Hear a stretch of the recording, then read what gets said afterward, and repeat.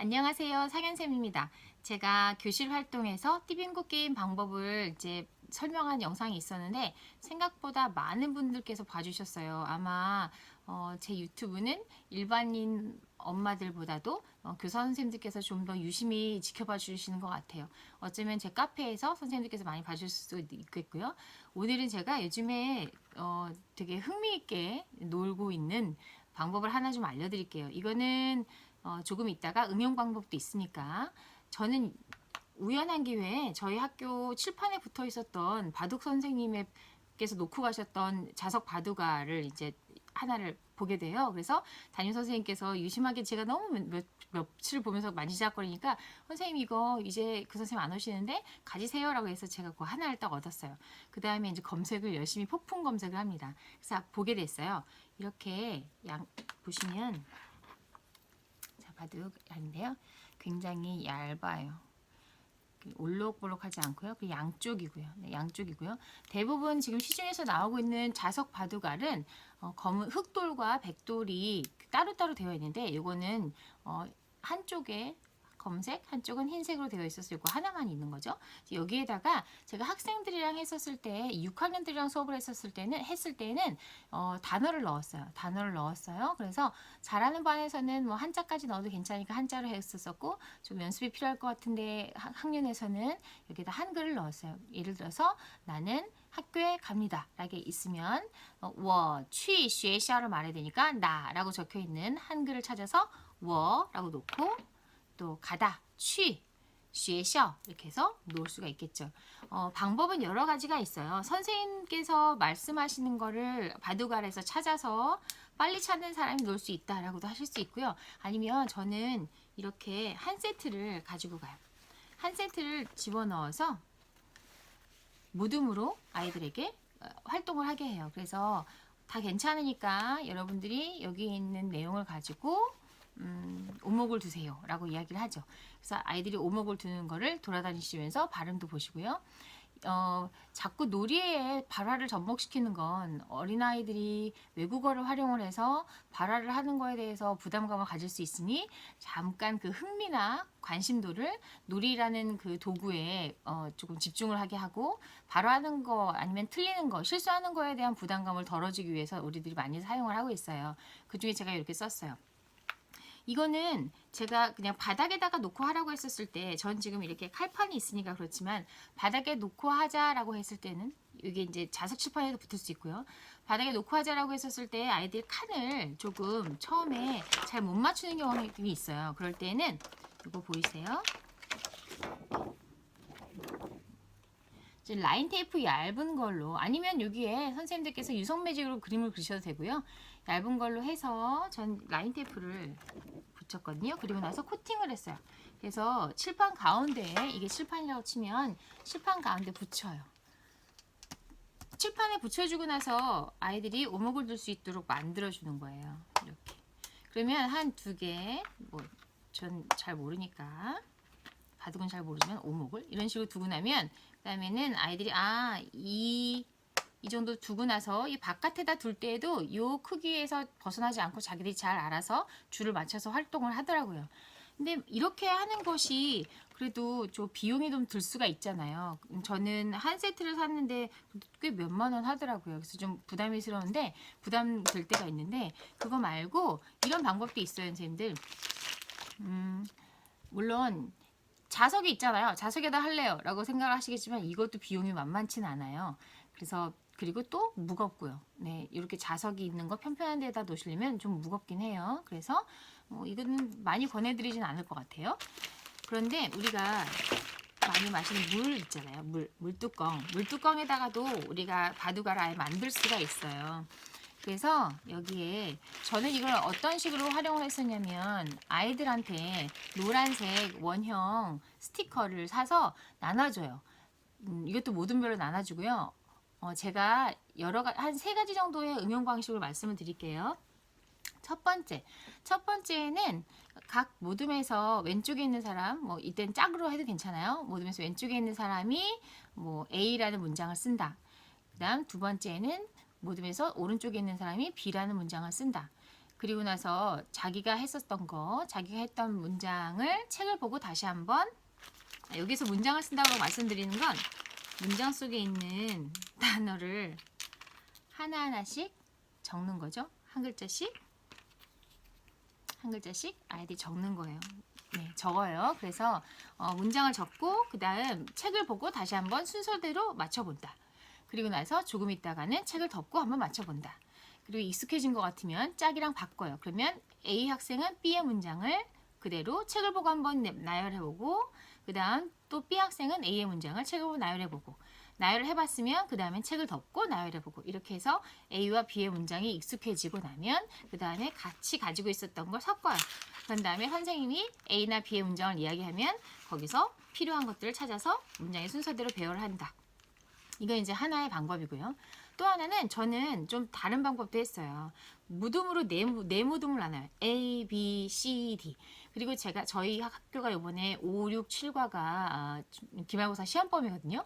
그런데 6과하고 7과 중에 제가 중요하다고 생각하는 문장을 4개를 골랐어요. 그래서 작은 포스트잇에다가 써요. 네 문장이니까 하나씩 쓰겠죠? 그럼 4장이 됐네요.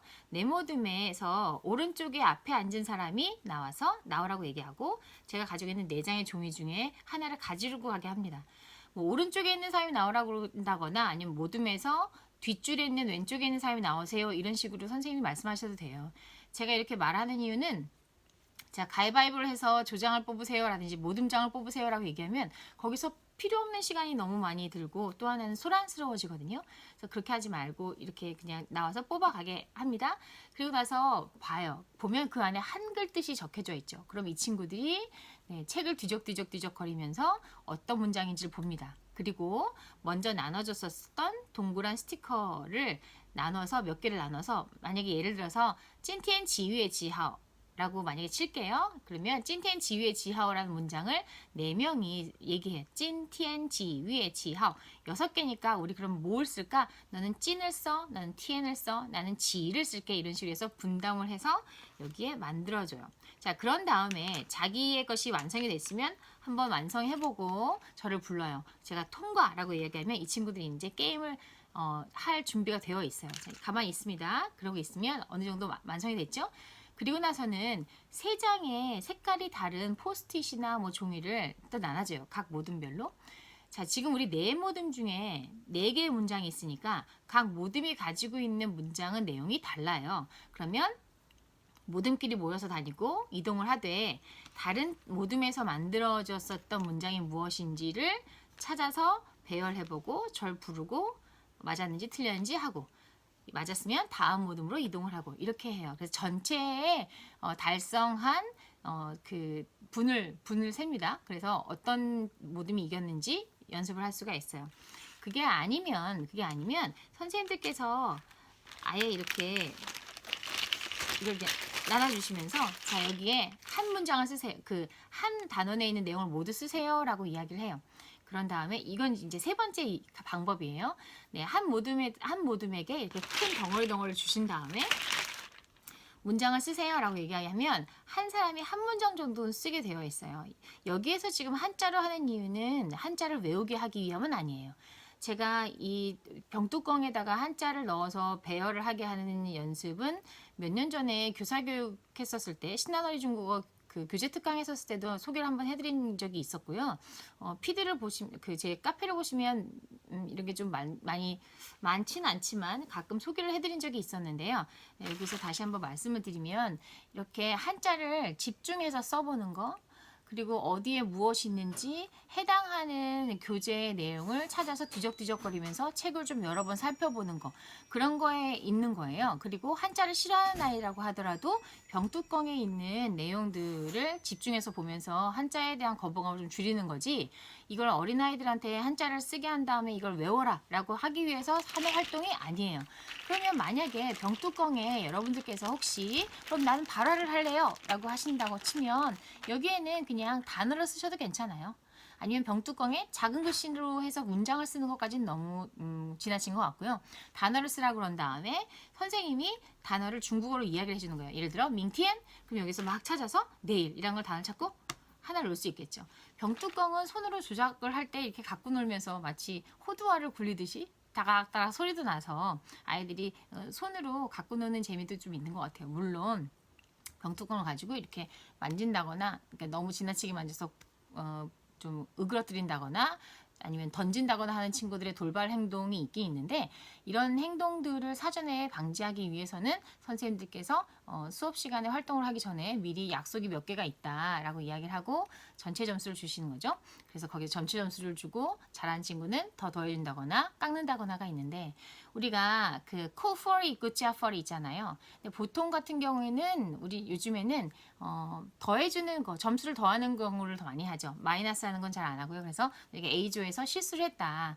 우리가 약속했었는데 약속을 어겼다라고 하면 A조를 제외한 B, C, D조에게 이제 점수를 줍니다. 이런 경우들이 있어요. 소란스러워지는 교실을 어떻게 조용하게 만들 것인가는 미리 사전에 약속을 하고 나서 시작을 했었을 때 선생님들께서 컨트롤 하시는 경우가 좀 더 수월하다고 이제 여겨지시는 경우가 많을 거예요. 그래서 그거에 대해서 보시고 또 이렇게 많은 물들은 이렇게 물뚜껑을 어떻게 모아라고 하시면 그냥 가끔 이렇게 음료를 모으세요. 전 이거는 이제 물병이고요. 하나하나 모으는 게 이게 나름 또 빨리빨리 모이는 경우들이 있어요. 이거 말고 또 하나를 좀 보여드릴까요?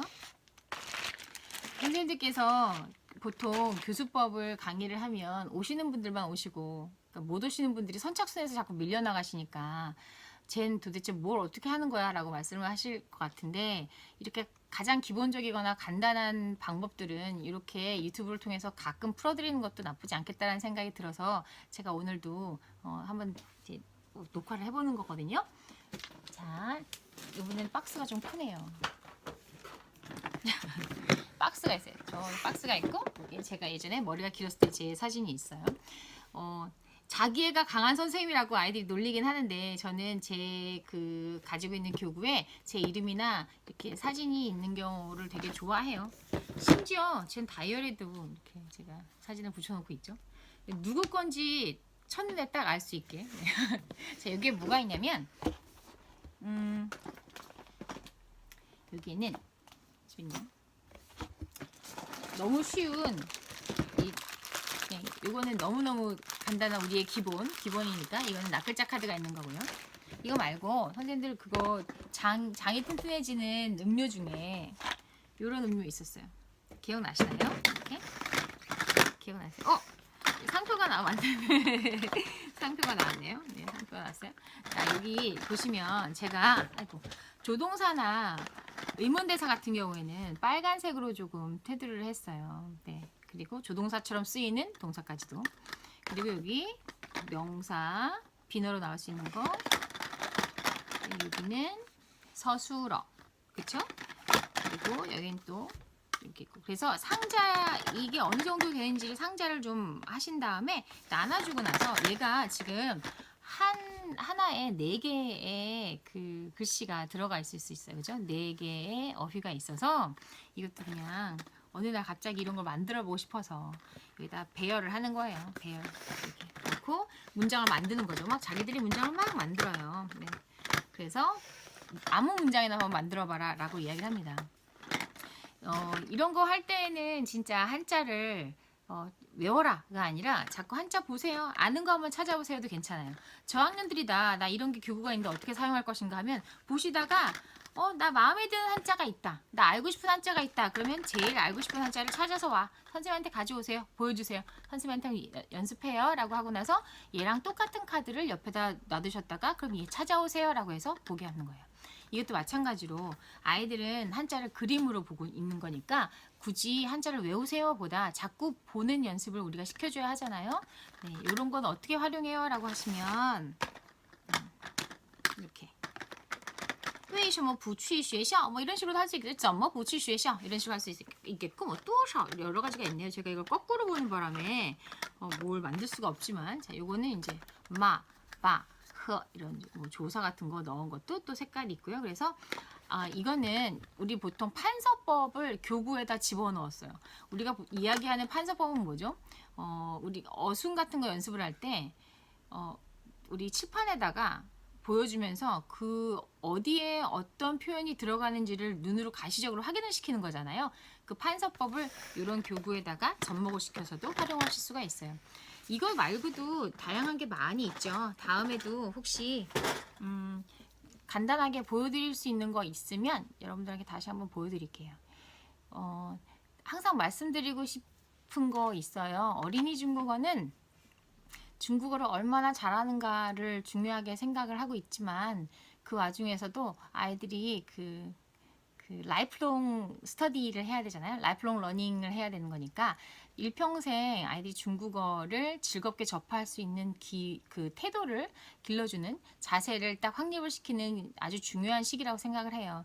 그런 점에서 우리 중국어 강사들이 어린이 중국어 강사들은 특히 더 손과 발이 굉장히 바쁘고 그럼에도 불구하고 알아주시는 분들은 없어서 많이 힘이 드실 텐데 그래도 그 와중에도 우리 어린이들이 제일 먼저 만나는 선생님이 우리들이라고 생각을 하면 함부로 수업 준비를 잘 안 하거나 고민 없이 가서 하면 안 될 것 같다는 생각이 좀 들어요. 그래서 앞으로도 선생님들이랑 열심히 좀 이것저것 나누면서 같이 힘냈으면 좋겠습니다.